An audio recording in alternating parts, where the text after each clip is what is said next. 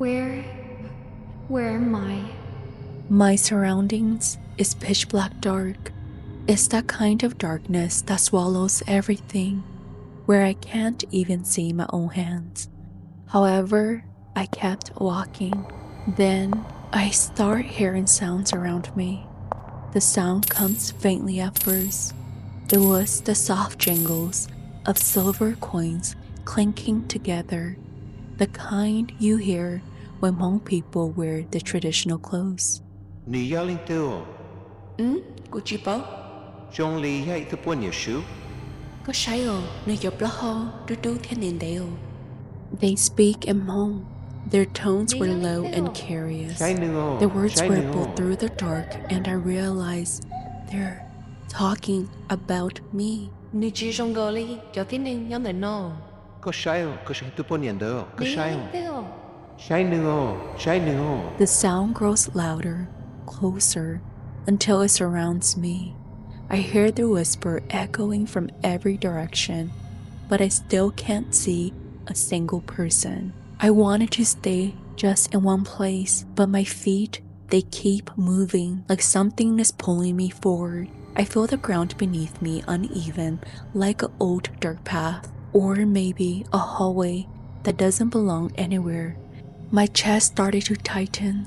Even though I can't see them, I can feel them watching. Hundreds of unseen eyes in the dark. The jingling coins grow louder, circling me, brushing past my ears as if something invisible is walking right behind me. Suddenly, I felt two hands grab my shoulders and I jolted away. My body cold and covered in sweat, but something felt off. My back itched badly, like something was crawling under my shirt. As I reached back to feel it, I touched something crunchy. I quickly turned on the light and chills crept up my spine. All over my bed were small, dried leaves, all crumbled. It was scattered everywhere, like they had been pressed against my skin while I slept. I have no idea on how the leaves could have gotten in. My window was closed and my doors were locked, and that's when I realized the smell of that dirt still lingered in the air, like I had just walked out of that path.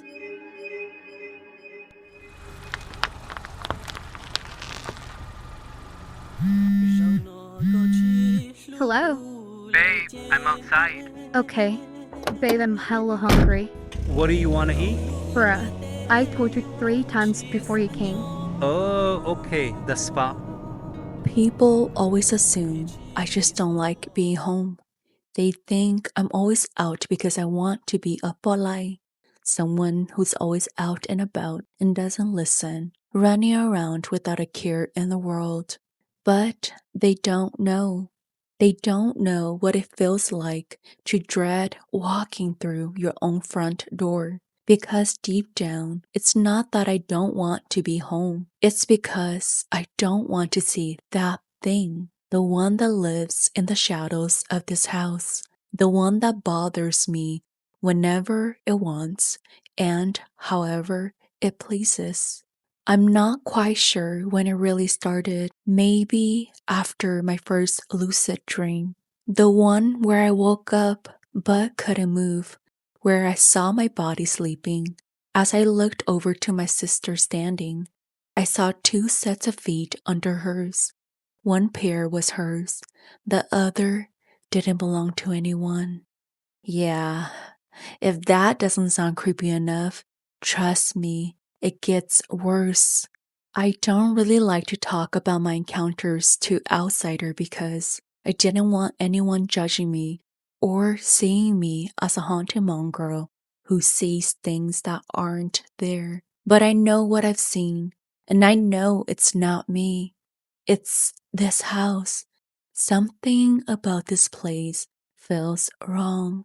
If you're still here, this is the first time I'm telling my series of encounters out loud. Grab a cup of coffee or tea, put on your headphones, and listen closely. Wow, Nung nói giờ nu đã chè ô chả có hăng nhau chữ nè. Shut up. Ta kín chen tu yo lo na po. Bruh, go do your own thing. Leave me alone. My brother likes to tease me sometimes, but I know he loves me deeply and is happy to see me home. As I stood by the sink washing the dishes, the warm water running over my hands, I hummed softly to the rhythm of the clinking plates. Outside, the wind whistled faintly through the trees, carrying the scent of rain. Then, from a distance, faint but clear, I heard a soft, drawn-out cry of a woman's voice. I stopped washing the dishes and the sponge slipping through my fingers. At first, I thought it was the wind, but then I heard it again, low and trembling, like someone trying to hide their sobs. I turned off the faucet and listened carefully again. The sudden silence in the kitchen was almost deafening. I listened again, every nerve in me tightening. It was coming from behind me. I spun around quickly, but there was nothing. I shook it off and went back to washing the dishes, but my hands felt cold now, even in the warm water. A few days later, my grandma came to visit. I always love it when she does. There's something about her presence that makes the house feel full, like the walls themselves relax when she's here. She's a small and petite woman, soft-spoken, and always smelled faintly of tiger balm. I've always adored our talks. She's literally the cutest grandma ever, always speaking in Hmonglish because we're not fluent enough to understand everything. Mia, told y'all I come over. Why you not home? Grandma, I go niya. I miss you. Come visit me more, okay? Yes, Pa, I missed you too. Go Paul, Takino, go uncle. He went fishing and he got some fish. Her voice started drifting slowly as we sat together. Okay? The last word seemed to echo. I froze Mia? mid-sentence. The sound was coming from right behind my grandma. My eyes darted around her, but there was nothing. But the cry moved. It moved from her right ear to my left ear. The closer it came, the colder the ear felt. Grandma, I keep hearing someone crying. Make it stop. Make it stop. Mia, A wave of panic rushed through me. What's The room felt heavy, like the air itself was pressing down on me. My grandma quickly stood up, her eyes suddenly firmed and focused. She took my trembling hands in hers and began praying. Heavenly Father, I come to you, my refuge and fortress, for your protection. Guard me and my loved ones from all physical harm. She pulled me into her chest and with her thumb drew a small cross from my forehead to my chest. The moment she finished the prayer, a wave of silence filled the house, and the crying stopped.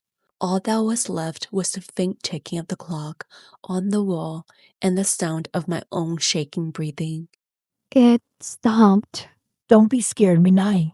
Don't be scared, my baby. My grandma hugged me tightly. Her small frame surprisingly strong. I could feel her heart beating against mine. It was fast but steady, like she was trying to calm both of us at once. When she finally let go, her eyes were full of worries. There was that look again, the only one Grandma have, where love and fear lived side by side. She brushed the tears from my cheeks with her thumb. Later that evening, she sat down with my parents in the living room. I lingered by the hallway, pretending to scroll through my phone while trying to listen to them. Mia, I think something's not right. My dad sighed deeply, rubbing the back of his neck. Mom, Mia, she's always been sensitive. You know that. Yeah, Nige Opinunoy Nuping Yunyoshe. It's probably just her imagination again, Mom. Their voices carried that familiar tone, tired, dismissive, like they had this conversation too many times. Grandma frowned. My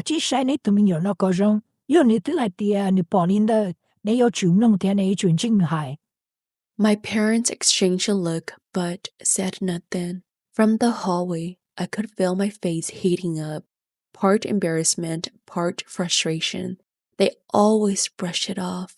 Every time something strange happened, it was always me going crazy, me imagining things, me overreacting. But this time felt different. The sound wasn't just in my head, it moved around me, and I knew I wasn't imagining it. I left quietly to my room, leaving them to talk. After that incident with Grandma, things only got worse. A series of strange, terrifying nights followed. Nights where I would wake up frozen, unable to move. I kept getting sat on, or in other words, sleep paralysis.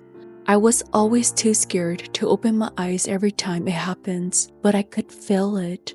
A thick, suffocating presence hovering above me, breathing against my skin. Every time it happened, I tell myself, don't open your eyes. And somehow, after a while, I noticed a pattern. It didn't come every night, only when someone in the house mentioned about it, or even worse, make fun of it. Every single time someone said something about it, that same night I would get sat on. One of those nights still shakes me to this day.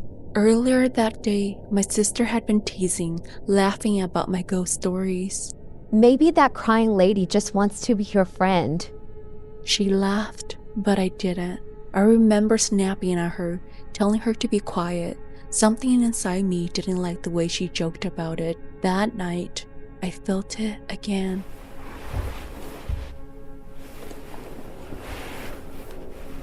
It started at my feet, a slow, creeping weight crawling up my leg. Inch by inch, my body tensed immediately.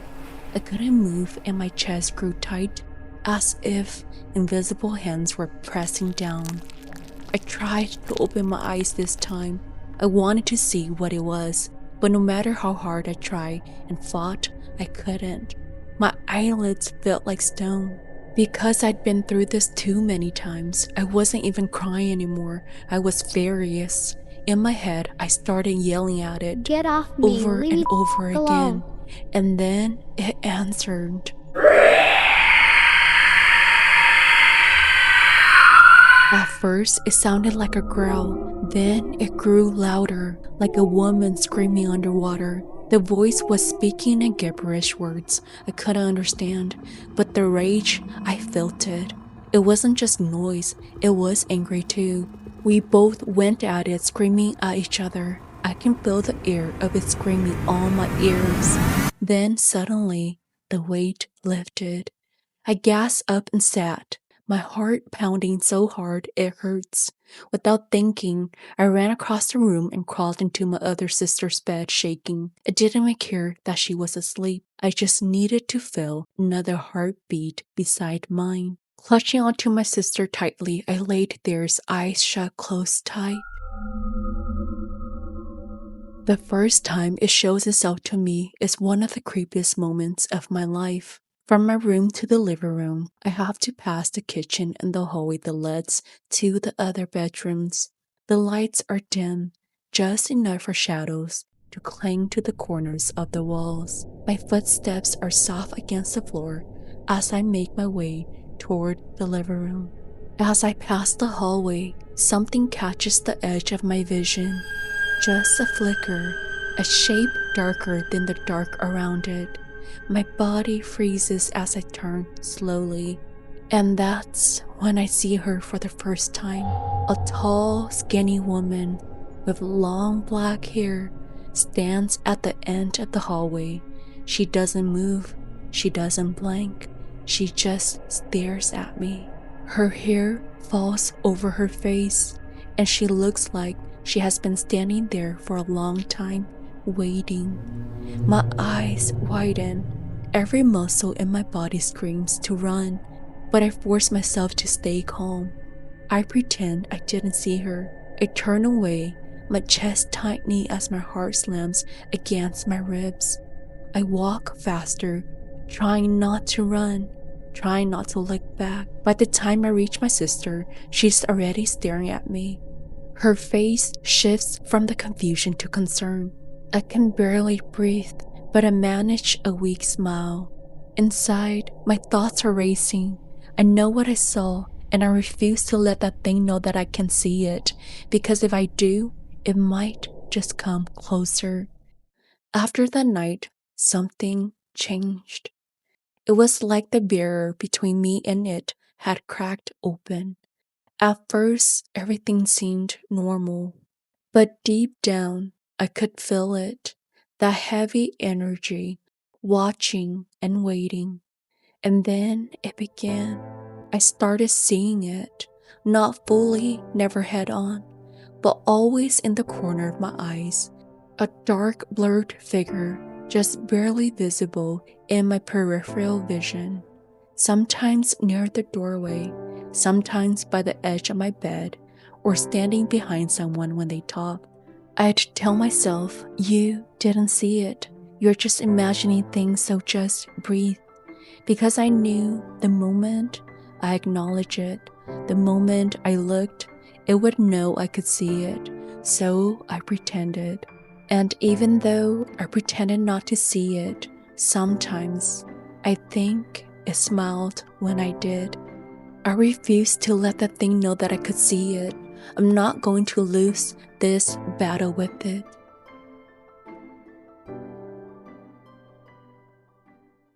If you'd like to listen to part 2, comment part 2 below. That way I know you guys are enjoying my content that I put out for you guys. And let's continue to see how Mia will battle out with the thing in the house next week. Also, YouTube has a new feature called Hype. It's a button under this video. If you guys enjoy my content, please do me this big favor by clicking that button to boost up my algorithm. It will really help push my videos to other viewers. This hype is actually only available to new videos for the first 2 weeks and only allow you to hype it 3 times a week. So please click that button for me, and while you're at it, don't forget to comment, like, subscribe, and share this. As always, thank you so much. Stay tuned, and whatever you do, don't look at it.